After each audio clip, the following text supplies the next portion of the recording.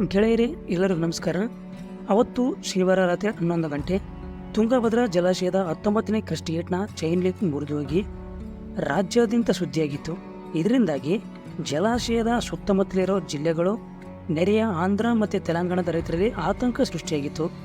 ತುಂಗಭದ್ರಾ ನದಿಗೆ ನಿರ್ಮಾಣ ಮಾಡಿರೋ ಈ ಅಣೆಕಟ್ಟಿನ ಇತಿಹಾಸ ಮತ್ತು ಈಗ ಒದಗಿ ಬಂದಿರೋ ಸಮಸ್ಯೆನ ನಿಭಾಯಿಸುವಲ್ಲಿ ಕನ್ನಯ್ಯ ನಾಯ್ಡು ಅವರ ನೇತೃತ್ವದ ತಜ್ಞರ ತಂಡ ಯಾವ ರೀತಿಯಾಗಿ ಯಶಸ್ವಿ ಆಯಿತು ಮತ್ತು ಈ ತೊಂದರೆ ಕಾಣಿಸ್ಕೊಳ್ಳೋಕೆ ಏನು ಕಾರಣ, ಬನ್ನಿ ಈ ವಿಡಿಯೋದಲ್ಲಿ ನೋಡೋಣ. ಮೊದಲು ಈ ತುಂಗಾ ಮತ್ತು ಭದ್ರಾ ನದಿಯ ಬಗ್ಗೆ ಸ್ವಲ್ಪ ಮಾಹಿತಿ ತಿಳ್ಕೊಂಬ್ರಿ. ತುಂಗಾ ಮತ್ತು ಭದ್ರಾ ನದಿಗಳು ನಮ್ಮ ಪಶ್ಚಿಮ ಘಟ್ಟದ ಚಿಕ್ಕಮಗಳೂರು ಜಿಲ್ಲೆಯ ಗಂಗಾ ಮೂಲದಲ್ಲಿ ಅಥವಾ ಈ ವರಹ ಪರ್ವತದಲ್ಲಿ ಒಂದೇ ಸ್ಥಳದಲ್ಲಿ ಹುಟ್ಟಿದರೂ ಬೇರೆ ಬೇರೆಯಾಗಿರ್ತವೆ. ಹಿಂದೂ ಪುರಾಣದ ಪ್ರಕಾರ ವಿಷ್ಣುವಿನ 3ನೇ ಅವತಾರ ಆಗಿರೋ ವರಹಸ್ವಾಮಿ ಹಿರಣ್ಯಾಕ್ಷನನ್ನು ಸಂಹಾರ ಮಾಡಿದ ನಂತರ ಬಹಳ ಧನ್ಯವಾಗಿರ್ತದ.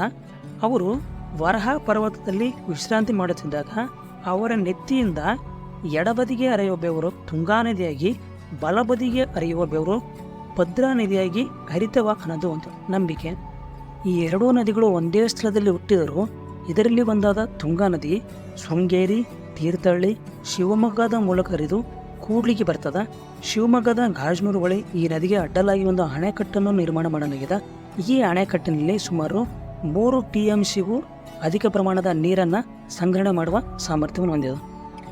ಈ ಕಡೆ ಭದ್ರಾ ನದಿ ಕಳಸ, ಬಾಳೆಹೊನ್ನೂರು, ಲಕ್ಕವಳ್ಳಿ, ಭದ್ರಾವತಿ ಮೂಲಕ ಹರಿದು ಕೂಡ್ಲಿಯಲ್ಲಿ ತುಂಗಾ ನದಿಯೊಂದಿಗೆ ಸಂಗಮವಾಗ್ತದೆ.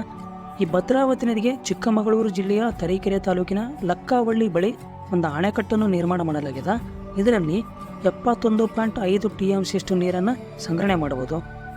ಕೂಡ್ಲಿಯಿಂದ ಈ ಎರಡೂ ನದಿಗಳು ಒಂದಾಗಿ ಹರಿಹರದ ಮೂಲಕ ಹರಿದು ಬರೋ ಈ ನದಿಗೆ ಕೊಪ್ಪಳ ಜಿಲ್ಲೆಯ ಮುನಿರಾಬಾದ್ನಲ್ಲಿ ನಿರ್ಮಾಣ ಮಾಡಿರುವ ಅಣೆಕಟ್ಟೆ ತುಂಗಭದ್ರಾ ಅಣೆಕಟ್ಟು.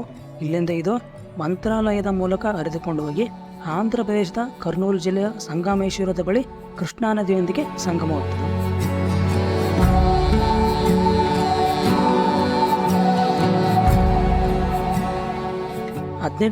ರಲ್ಲಿ ಕರ್ನಾಟಕದ ಬಳ್ಳಾರಿ ಮತ್ತು ರಾಯಲಸೀಮದ ಅನಂತಪುರ, ಕರ್ನೂಲು, ಕಡಪ ಜಿಲ್ಲೆಗಳಲ್ಲಿ ಭಾಳ ಬರಗಾಲ ಇತ್ತು. ಇದರಿಂದ ತುಂಗಭದ್ರಾ ನದಿಗೆ ಅಡ್ಡಲಾಗಿ ಒಂದು ಜಲಾಶಯ ನಿರ್ಮಾಣ ಮಾಡಬೇಕು. ಈ ಜಲಾಶಯದಿಂದ ನೀರನ್ನು ಕಾಲುವೆಗಳ ಮುಖಾಂತರ ಬರಪೀಡಿತ ಜಮೀನುಗಳಿಗೆ ನೀರು ಉಳಿಸಬೇಕು ಅನ್ನೋದು ಅಂದಿನ ಬ್ರಿಟಿಷ್ ಅಧಿಕಾರಿಗಳ ಲೆಕ್ಕಾಚಾರ ಹಾಕಿದರು. ಸುಮಾರು ವರ್ಷಗಳ ಕಾಲ ನೆನೆಗುದಿಗೆ ಬಿದ್ದಿದ್ದ ಈ ಡ್ಯಾಮ್ನ ನಿರ್ಮಾಣದ ಕಾರ್ಯ 1949ರಲ್ಲಿ ಆರಂಭವಾಗಿ ಸೆಪ್ಟೆಂಬರ್ 1953ರಂದು ಪೂರ್ಣಗೊಳ್ಳುತ್ತದೆ. ಈ TB ಡ್ಯಾಮ್ ಮೊದಲು ಹೈದರಾಬಾದ್ ಮತ್ತು ಮದ್ರಾಸ್ ಪ್ರೆಸಿಡೆನ್ಸಿಗಳ ಜಂಟಿ ಯೋಜನೆ ಆಗಿತ್ತು. ಆಮೇಲೆ ಇದು ಮೈಸೂರು ಮತ್ತು ಹೈದರಾಬಾದ್ ಸರ್ಕಾರಗಳ ಜಂಟಿ ಯೋಜನೆ ಆಯಿತು. ಇದು ನಮ್ಮ ಕರ್ನಾಟಕದಲ್ಲಿದ್ದರೂ ಇದರ ನಿರ್ವಹಣೆ ಮಾಡ್ತಿರೋದು TB ಬೋರ್ಡು. TB ಬೋರ್ಡ್ ಇರೋದು ಹೊಸಪೇಟೆದಾಗ. ಈ ಬೋರ್ಡ್ನ ನಿರ್ವಹಣೆ ಮಾಡ್ತಿರೋದು ಆಂಧ್ರ ಪ್ರದೇಶ ಮತ್ತು ತೆಲಂಗಾಣ. ಈ ಜಲಾಶಯದ ಹಿಂದಿನ ವ್ಯಾಪ್ತಿ TB ಬೋರ್ಡ್ ನಿರ್ವಹಣೆ ಮಾಡಿದ್ರೆ ಮುಂದಿನ ವ್ಯಾಪ್ತಿ ನಮ್ಮ ಕರ್ನಾಟಕ ನಿರ್ವಹಣೆ ಮಾಡ್ತದೆ. TB ಡ್ಯಾಮ್ನ ಮುಖ್ಯ ಇಂಜಿನಿಯರ್ ಆಗಿ ಕಾರ್ಯನಿರ್ವಹಿಸಿದವರು ಯಾರಪ್ಪ ಅಂದರೆ ಮದ್ರಾಸಿನ ತಿರುಮಲ ಅಯ್ಯಂಗರ್ ಅವರು. ಇನ್ನು ಈ TB ಡ್ಯಾಮ್ನ ಉದ್ದ ಇರೋದು 2.5 ಕಿಲೋಮೀಟರು. ಇದರಲ್ಲಿರೋ ಒಟ್ಟು ಗೇಟ್ಗಳ ಸಂಖ್ಯೆ 33. ಈಗ ಸಮಸ್ಯೆ ಏನಪ್ಪ ಅಂದರೆ ಇವುಗಳನ್ನೇ ಒಂದಾದ 19ನೇ ಕ್ರಸ್ಟ್ ಗೇಟ್ನ ಚೈನ್ ಲಿಂಕ್ ಮುರಿದು ನೀರಲ್ಲಿ ಕೊಚ್ಚಿಕೊಂಡೋಗಿರೋದು. ಈ ಚೈನ್ ಮುರಿಯೋದಕ್ಕಿಂತ ಮೊದಲು ತುಂಗಭದ್ರಾ ಜಲಾಶಯದ ಎಲ್ಲ ಗೇಟ್ಗಳಿಂದ ಪ್ರತಿನಿತ್ಯ 45,000 ಕ್ಯೂಸೆಕ್ ನೀರನ್ನು ನದಿಗೆ ಬಿಡಲಾಗ್ತಿತ್ತು. ಯಾವಾಗ ಕ್ರಸ್ಟ್ ಗೇಟ್ನ ಚೈನ್ ಲಿಂಕ್ ಕಟ್ಟಾಗಿ ನೀರಲ್ಲಿ ಕೊಚ್ಕೊಂಡೋಯ್ತು ಆವಾಗ ಇದೊಂದೇ ಗೇಟ್ನಿಂದ 35,000 ಕ್ಯೂಸೆಕ್ ನೀರು ನದಿಗೆ ಹರ್ಕೊಂಡೋಗಿತ್ತು. 1 ಕ್ಯೂಸೆಕ್ ಅಂದರೆ 1 ಸೆಕೆಂಡಿಗೆ 28 ಲೀಟರ್ ನೀರು ಹರ್ಕೊಂಡೋದ್ರೆ ಅದು 1 ಕ್ಯೂಸೆಕ್ ಅಂತ ಅರ್ಥ. ಇದು 3 ರಾಜ್ಯಗಳಿಗೂ ಪ್ರಮುಖ ಜಲಾಶಯ ಆಗಿರೋದ್ರಿಂದ ಸರ್ಕಾರಗಳು ಹಿರಿಯ ಅಧಿಕಾರಿ ಡ್ಯಾಮ್ ತಜ್ಞ ಕನ್ನಯ್ಯ ನಾಯ್ಡು ಅವರ ನೇತೃತ್ವದ ತಜ್ಞರ ತಂಡವನ್ನು ಡ್ಯಾಮ್ಗೆ ಕಳಿಸಿಕೊಡ್ತವೆ. ಆಗ ಅವ್ರ ಮುಂದೆ ಇದ್ದದ್ದು 2 ಆಯ್ಕೆಗಳು. ಒಂದು, ನೀರು ರಭಸವಾಗಿರುತ್ತಿರೋದ್ರಿಂದ 60 TMC ನೀರು ಖಾಲಿಯಾಗೋವರೆಗೂ ಕಾಯಬೇಕು. ಈ TMC ಅಂದರೆ 1000 ಮಿಲಿಯನ್ ಕ್ಯೂಬಿಕ್ ಫೀಟ್, ಅಂದರೆ 22,960 ಎಕರೆ ಪ್ರದೇಶದಲ್ಲಿ 1 ಫೀಟ್ ನೀರೇನಾದರೂ ನಿಂತ್ಕೊಂಡ್ರೆ ಅದು 1 TMC. ಇನ್ನು 2ನೇ ಆಯ್ಕೆ ಇರೋದು ಹರಿತಿರೋ ನೀರಲ್ಲೇ ಸ್ಟಾಪ್ ಲೈಟ್ಗಳನ್ನು ಅಳವಡಿಸಬೇಕು. ಆದರೆ ತಜ್ಞರ ಆಯ್ಕೆ ಮಾಡಿಕೊಂಡದ್ದು 2ನೇ ಆಯ್ಕೆ. ಯಾಕಂದರೆ ಎಷ್ಟು ಸಾಧ್ಯವಾಗುತ್ತೋ ಅಷ್ಟು ನೀರನ್ನು ಜಲಾಶಯದಲ್ಲಿ ಉಳಿಸೋದು ತಜ್ಞರ ಲೆಕ್ಕಾಚಾರ ಆಗಿತ್ತು. ಈ 60 TMC ನೀರೇನಾದರೂ ಖಾಲಿ ಆದರೆ ಜಲಾಶಯದ ಸುತ್ತಮುತ್ತಲಿನ ರೈತರು ಬೆಳೆದಿರೋ ಒಂದು ಬೆಳೆಗೂ ನೀರು ಸಾಲೋದಿಲ್ಲ. ಕಳೆದ 2 ವರ್ಷಗಳಲ್ಲಿ ಅಷ್ಟೊಂದು ಮಳೆ ಆಗಿಲ್ಲ.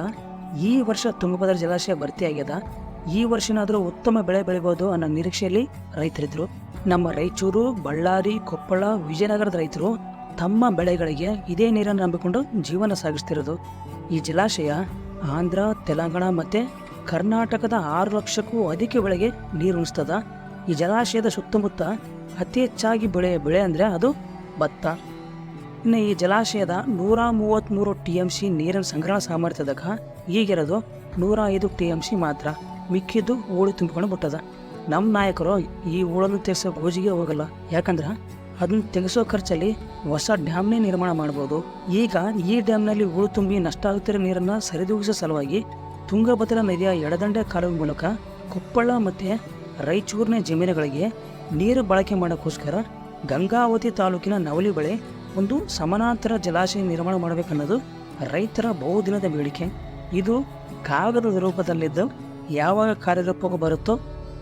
ಇನ್ನು ತಜ್ಞರು ಸ್ಟಾಪ್ಲಾಕ್ ಗೇಟ್ಗಳನ್ನು ಅಳವಡಿಸೋ ಹೊತ್ತಿಗೆ 30 TMC ನೀರು ನದಿಗೆ ಹರಿದು ಹೋಗಿತ್ತು. ಹರಿಯೋ ನೀರಲ್ಲೇ ಗೇಟ್ಗಳನ್ನು ಅಳವಡಿಸೋದು ಸಾಹಸದ ಕೆಲಸ ಆಗಿತ್ತು. 4 ದಿನಗಳ ಈ ಪ್ರಕ್ರಿಯೆಯಲ್ಲಿ 5 ಸ್ಟಾಪ್ಲಾಕ್ ಗೇಟ್ಗಳನ್ನು ಅಳವಡಿಸಿ ಕನ್ನಯ್ಯ ನಾಯ್ಡು ಅವರ ನೇತೃತ್ವದ ತಜ್ಞರ ತಂಡ 30ಕ್ಕೂ ಅಧಿಕ TMC ನೀರನ್ನು ಉಳಿಸುವಲ್ಲಿ ಯಶಸ್ವಿಯಾಯಿತು. ತಜ್ಞರು ತಮ್ಮ ಪ್ರಾಣವನ್ನೂ ಲೆಕ್ಕಿಸದೆ ಯಶಸ್ವಿಯಾಗಿ ಗೇಟ್ಗಳನ್ನೇನೋ ಅಳವಡಿಸಿದರು. ಆದರೆ ಈ ಚೈನ್ ಉರಿಯೋದಕ್ಕೆ ಏನು ಕಾರಣ? ಒಂದು, ಈ ಗೇಟ್ನ ಬಾಳಿಕೆ ಅವಧಿರೋದು 45 ವರ್ಷ. ಈಗಾಗಲೇ 70 ವರ್ಷ ಆದರೂ ಇನ್ನೂ ಅವುಗಳನ್ನೇ ಬಳಕೆ ಮಾಡ್ತಿರೋದು. ಇನ್ನೊಂದು, 4 ವರ್ಷದ ಹಿಂದೆಯೇ ಕೇಂದ್ರ ಜಲ ಆಯೋಗ ಗೇಟ್ ಬದಲಾಯಿಸಲು ಸೂಚನೆ ಕೊಟ್ಟಿದ್ದರು. ಆದರೂ ಇವರು ಇನ್ನೂ ಬದಲಾವಣೆ ಮಾಡದಿರೋದೇ ಮುಖ್ಯವಾದ ಕಾರಣ. ಈ ವಿಡಿಯೋ ಬಗ್ಗೆ ನಿಮ್ಗೇನು ಅನಿಸ್ತದೆ ಕಮೆಂಟ್ ಮಾಡಿ. ಎಲ್ರಿಗೂ ನಮಸ್ಕಾರ.